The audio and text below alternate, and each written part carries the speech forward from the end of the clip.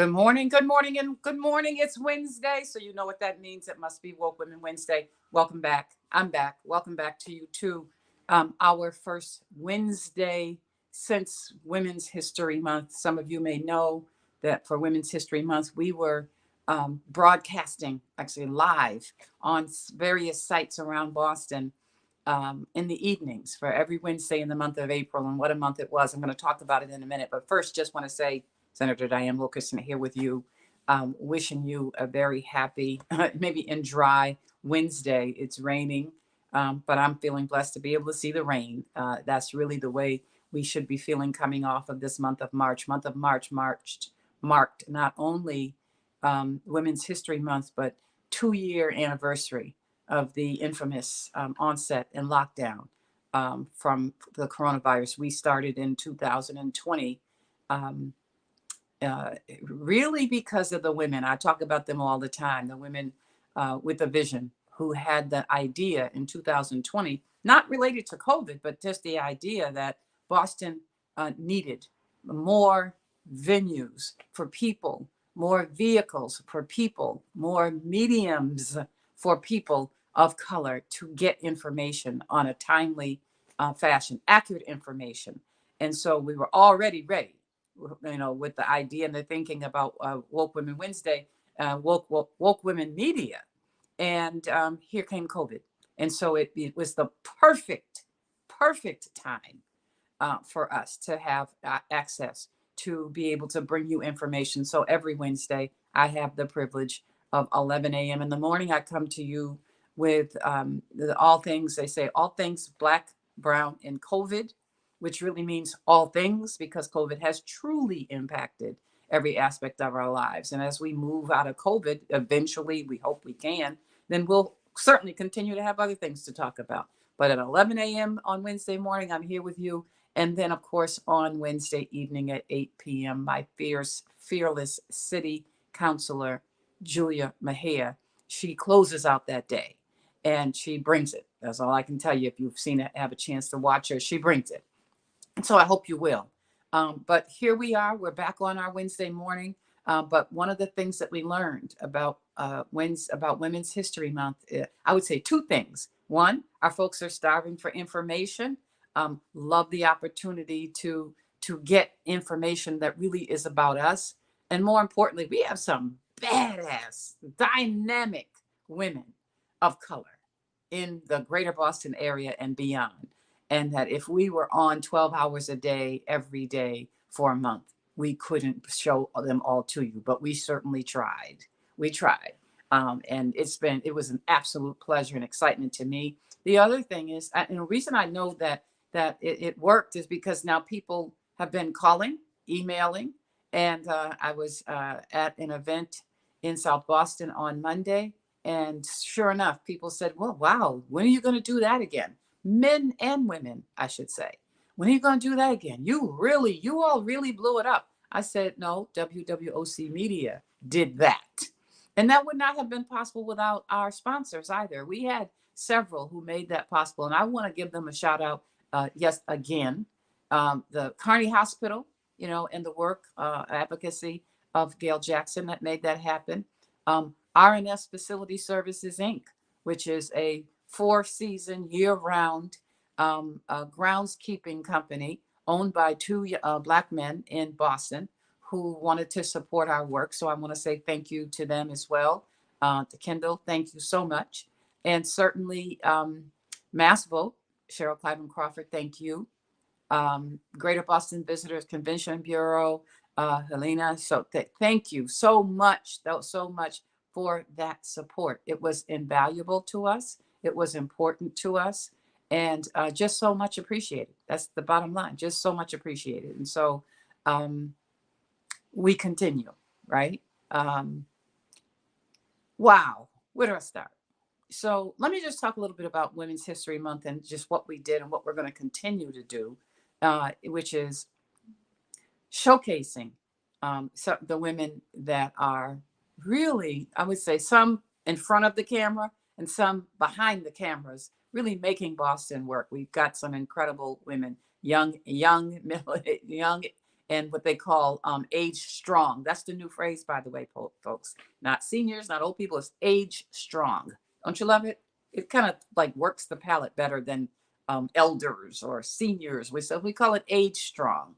But we saw them all. I mean, I think about the the fact that we were able to take this venue live on set to the various women-owned businesses around this city was just amazing. And we've just started, because one of the things that we have committed to do, Woke Women Media, is to continue to do a live and on-set venue at least once a month. People love it. The other thing, I love the opportunity for us to go into a women-owned business and to encourage people to patronize, because bringing them business is also a wonderful thing that we're able to do.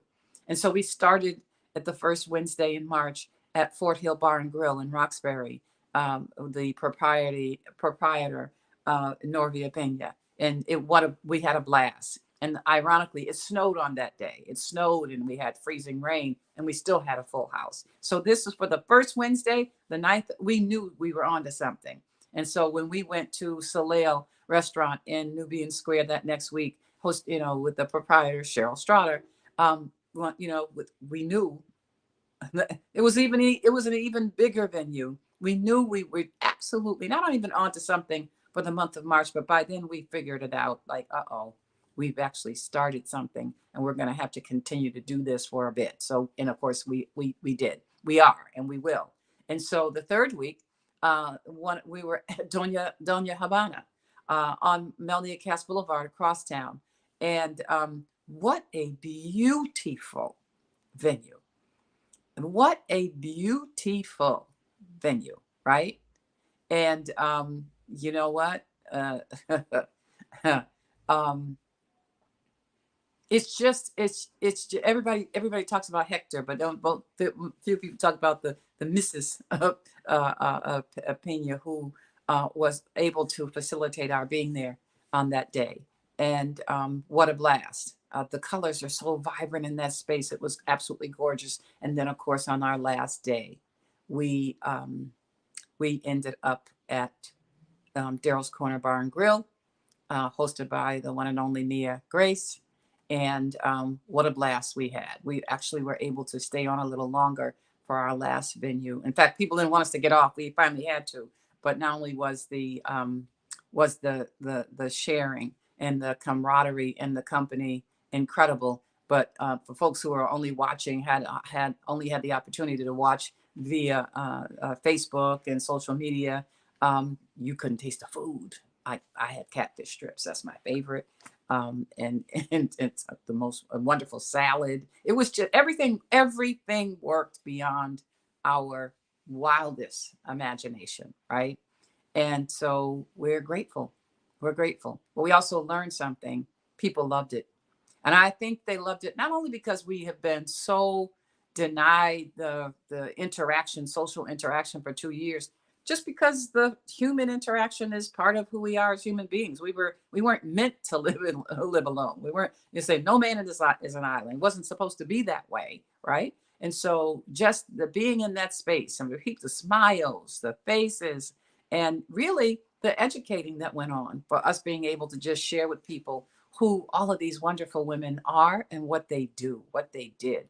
From counselors, we met all of our first term counselors, Counselor Ruthie Lujian, Kendra Lara, I got to get all the names right, Counselor Tanya Fernandez Anderson, and certainly Julia was able to facilitate their presence. We got to meet, Sharice Perry, not only her work in on the justice level, but the incredible budding entrepreneur that she is. And we're going to have an opportunity to invite many of these people to come back. We got to meet the candidate, soon to be, right, the Secretary of State, Tanisha Sullivan, also the president of the Boston branch NAACP. After having spent 2 years on Facebook as friends with this young phenom and seeing her so many times on Zoom, Carrie Mays, the fact is I got to meet her in person for the first time at Soleil restaurant.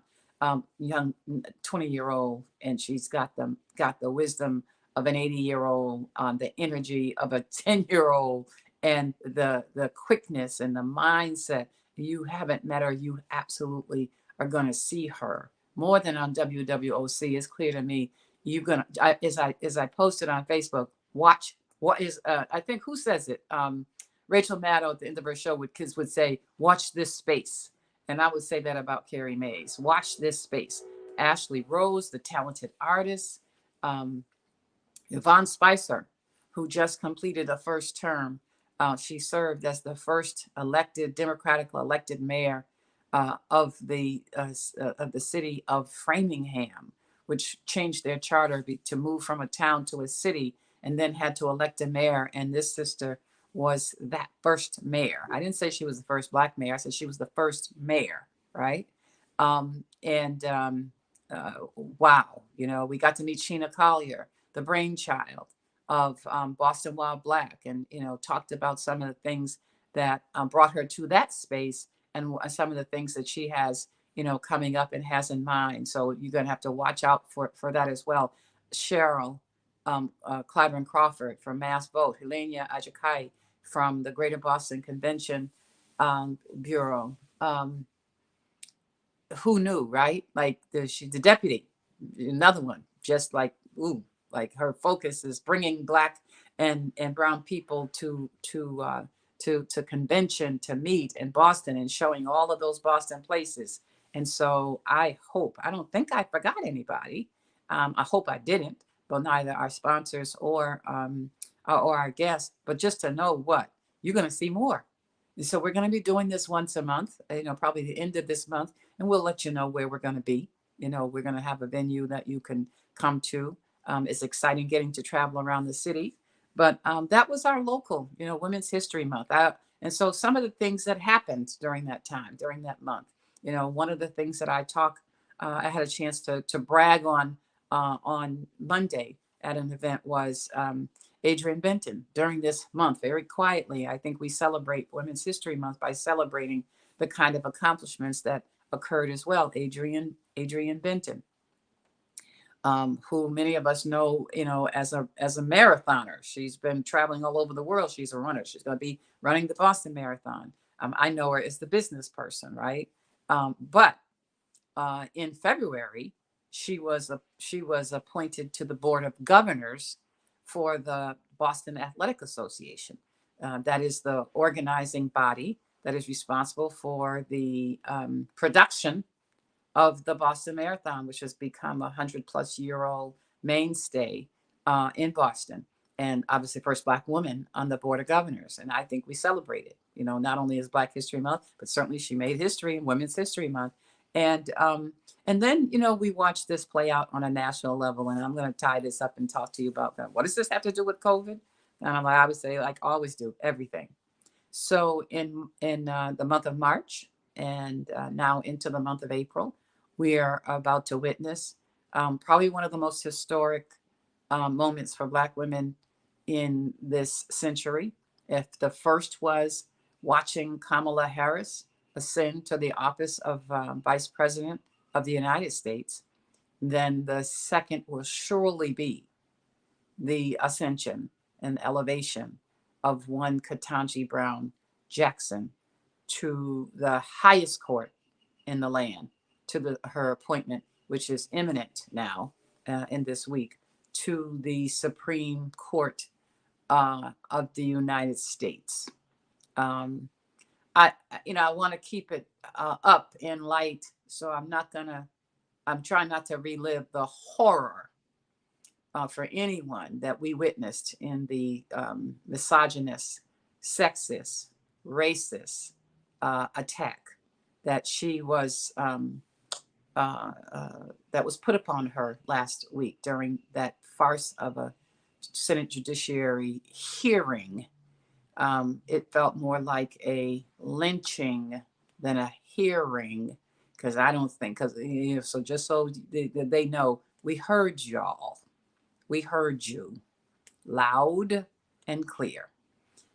continued to yesterday on the floor of the Senate when they refused to, Monday, I should say, Monday on the floor of the Senate when they took the actual vote to move her nomination, which will be taken up sometime this week, probably tomorrow, latest on Friday. And the good news is that she will become the first Black woman justice of the United States Supreme Court. That is clear.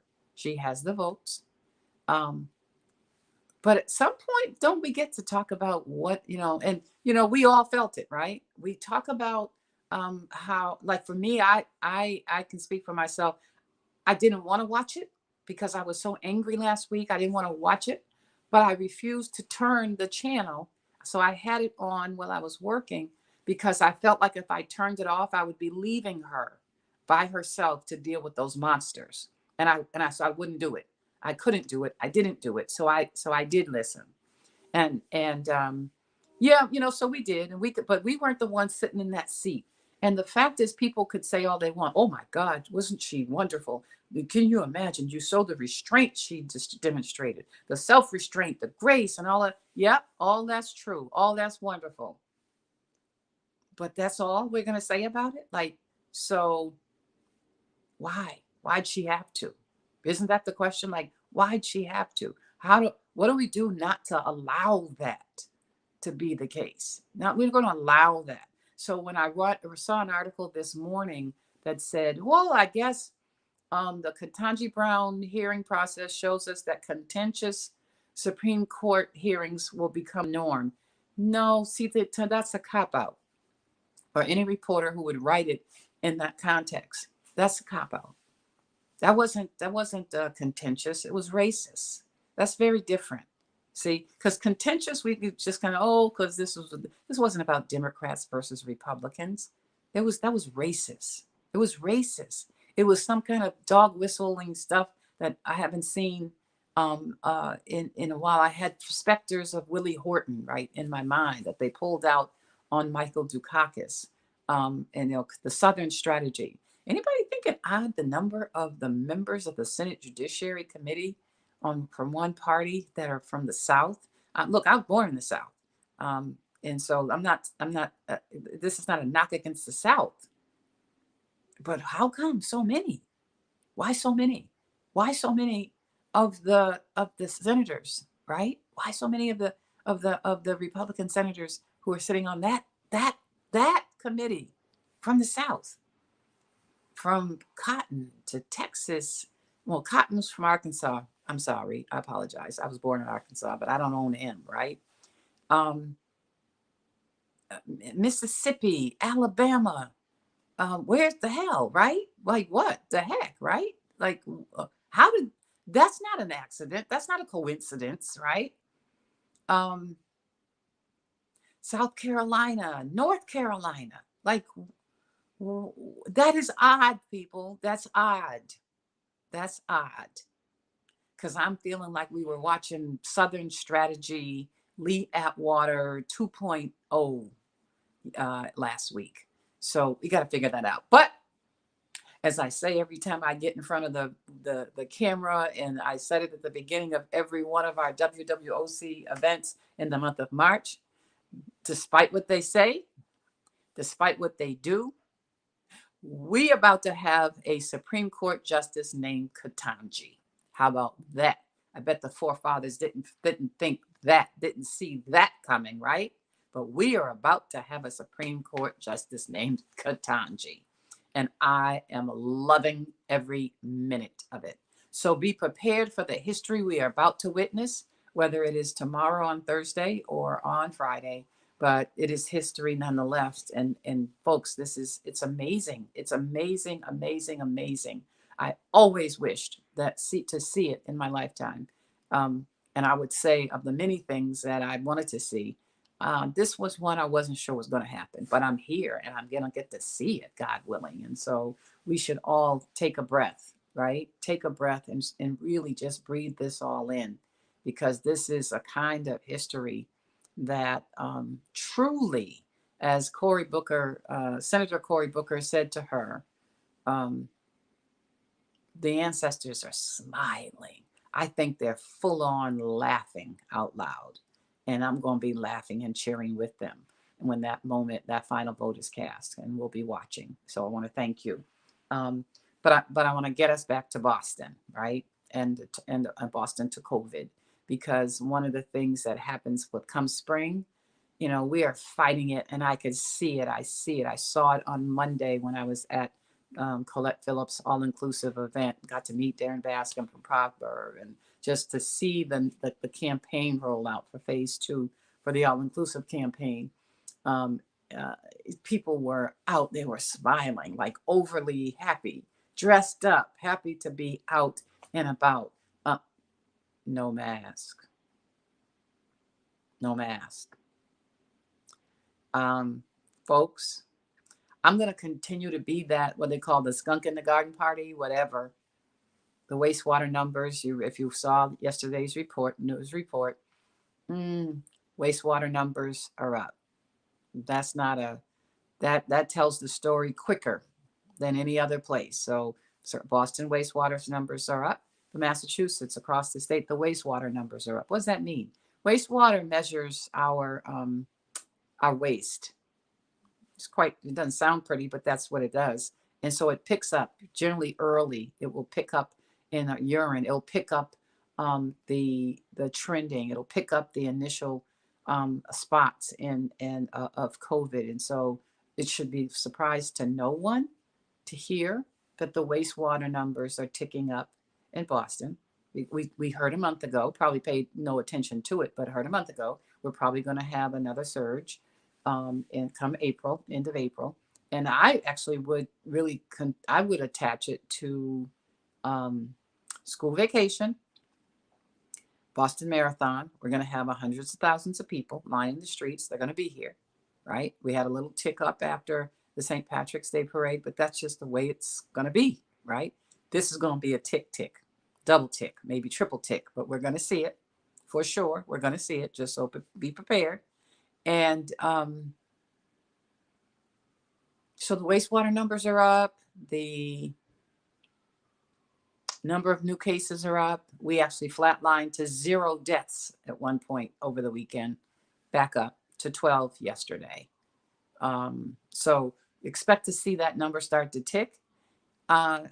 Something tells me that people are at that place now. If they're going to have to come up with like 12 steps of COVID or 12 steps of pandemic, like we have the 12 steps or 6 steps of grief. We're going to have to come up with 12 steps, because one of those steps is going to be accommodation and assimilation, right? First, it was the panic, it was the concern, it was the fear, it was the, but when I say, what I mean when I say that is that we're going to have a tick. We're going to see it in the month of April, and we won't have the kind of response that we've done the first round, the second round, the third round. We won't. And we can't make it happen, because it all has to do with just the human psyche, where the human psyche is, where the heart is, that some people will respond to it and some will not. The government will not respond in the way that they did in the first year. Well, actually, they didn't really respond in the first year, because DJT was sitting in the White House. But, the Biden administration kind of went to work, dug in there, dug down, dug deep, and got that stuff moving. So if we give DJT credit for, creating a space for the discovery, then we got to give President Biden the credit for moving and connecting vaccines and test kits. And no matter what you think, and there are going to be some people who are able to escape this whole process and never got vaccinated and think that means, hey, look, hey, didn't need it. Say it's not over yet is the problem. That's the fact. It's not over yet.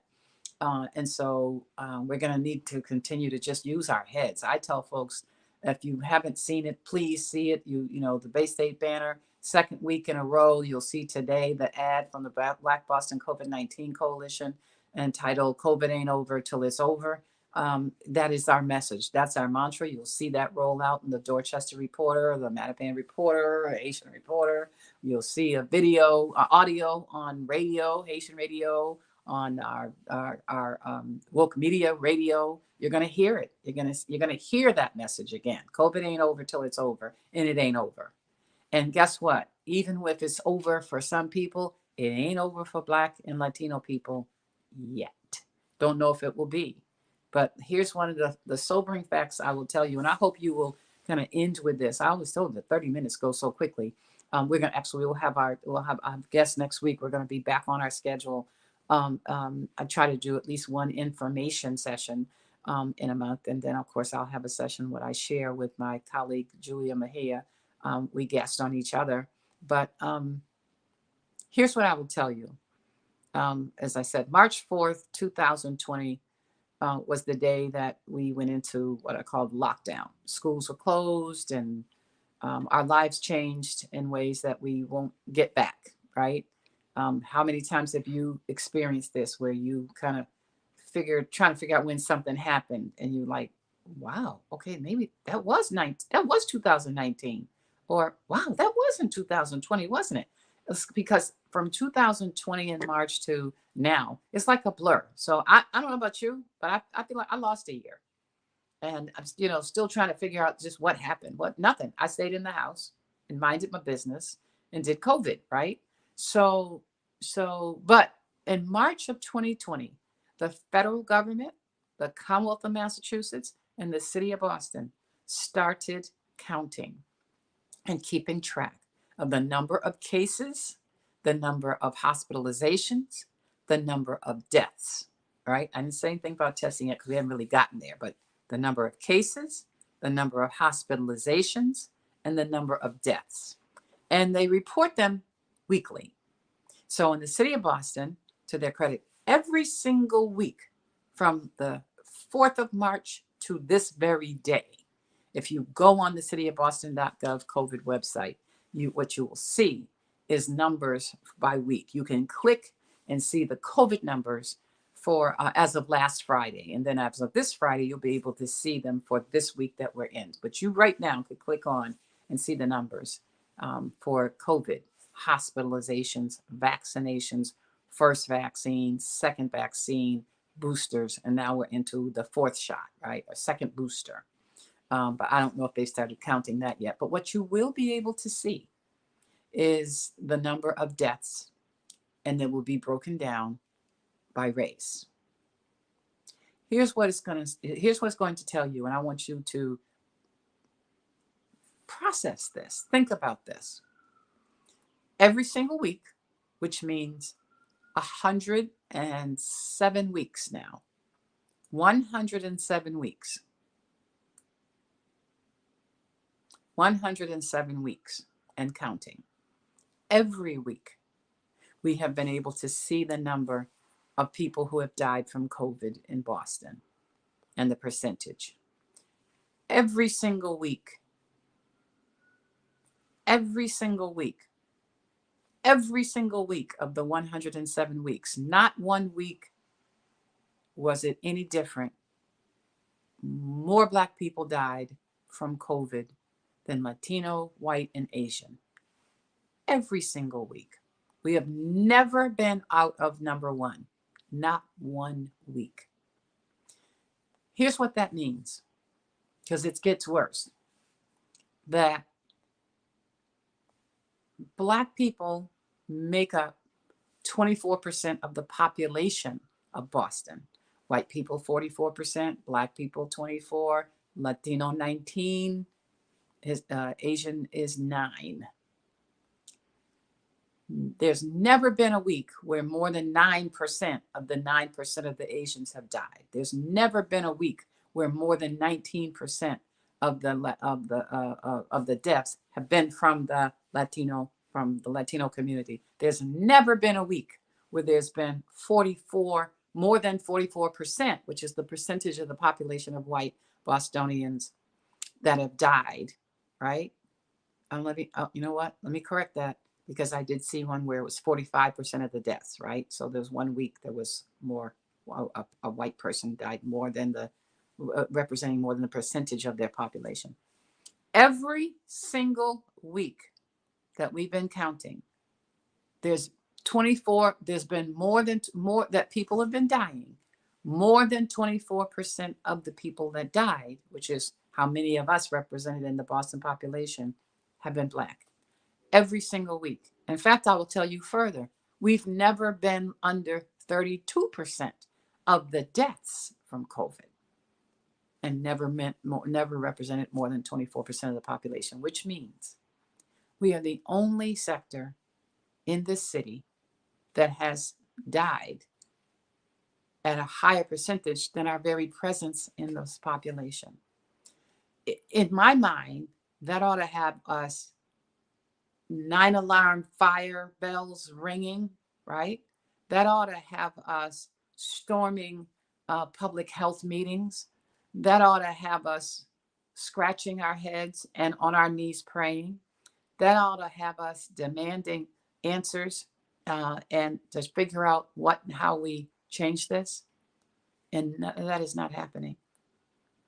Every single week for 107 weeks, we have had more Black people die. When we had deaths, we've had more Black people die than our very presence, at a higher percentage than our presence in the population. We are 24% of the population. We have been consistently between 32 and as high as 38, 39% of the deaths on a weekly basis.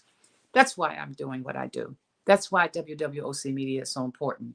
That's why the Black Boston COVID-19 Coalition, has been out there every day since then, cajoling, being a pest, beating up, challenging, pressing, advocating, and will continue to be as long as those numbers are the numbers. And so it was a bit of a shock. I would say you can be shocked and not surprised. This is going to wrap on this. Shocked and not surprised that last week, our community health centers, who have been like the first guard, for us, first protectors on COVID, were notified that as of March 22nd, that date already passed, the federal government will no longer be reimbursing them for providing free COVID tests. They also were notified that as of April 5th, that would be the 5th as of yesterday, the federal government will no longer be reimbursing them for providing free vaccines. Now, we've got, the city is on it. I'm sure our congressional delegation and state delegation is on it. And we certainly have an inventory. So we have continued to do that. Black Boston COVID-19 Coalition will be out there every Tuesday and Friday. From 3 to 7, we do rapid testing. Certainly we work with the city of Boston, Public Health Commission, and CIC Health on in the Nubian Square at the Bone Building for the rest of this month and probably the rest of next month. They'll be there. They do PCR tests from 12 o'clock noon to 8 p.m. every day from Tuesdays through and including Saturday, right? So 5 days a week, you can go, you can get that done. That's wonderful. That's 12 to 8, Tuesday through Saturday, PCR tests in the Bowling Building. Tuesday, 336 Blue Hill Avenue at the Muse. You can get a vaccination. You can get rapid tests on from 3 p.m. to 7 p.m. And then on Fridays at 1626 Blue Hill Avenue. So we got both ends of Blue Hill Avenue covered. The Black Boston Coalition is at IFSI, the Immigrant Family Services Institute, 1626 Blue Hill Avenue on Fridays from 3 p.m. to 7 p.m. You can get vaccinations and you can get rapid test kit. Now, the other is Prince Hall, who has just been like the mainstay. And I can't run their schedules, but almost every day of the week, I can tell you, they do both testing and vaccination. Prince Hall Grand Lodge, which of course is in the wonderful downtown neighborhood of Grove Hall in the city of Boston. So you need to know all that. And if you've been thinking about it, if you're concerned, you're interested, get tested, get it. If you've been putting that booster on the shelf and so I get it next week, you better get it, because I can't promise you, nobody knows whether you're going to be able to get them for free in the next 2 or 3 weeks. But certainly for this month, we can do it while we can. Make sure you let your family know to do that. All of this information we love to bring you, because that's what we do here on WWOC Radio. So my time is up. for today. Like I said, we'll be back next week. I just wanted to impart some information. I should have said it at the beginning because I normally do. Whenever you tune in, you should always have a pen and piece of paper next to you, because before I'm done with my 30 minutes, I'm going to give you some information that you're going to need to know, right? But if you didn't write it down, just play this again. It's on Facebook, wwocradio.com. Facebook Live. You can go to WWOC Media on Facebook, and you can share this 30 minutes. It'll be available probably next hour. You can share it. And when you have nothing to do, or you send it to a friend, send it to a family member, just forward it to them.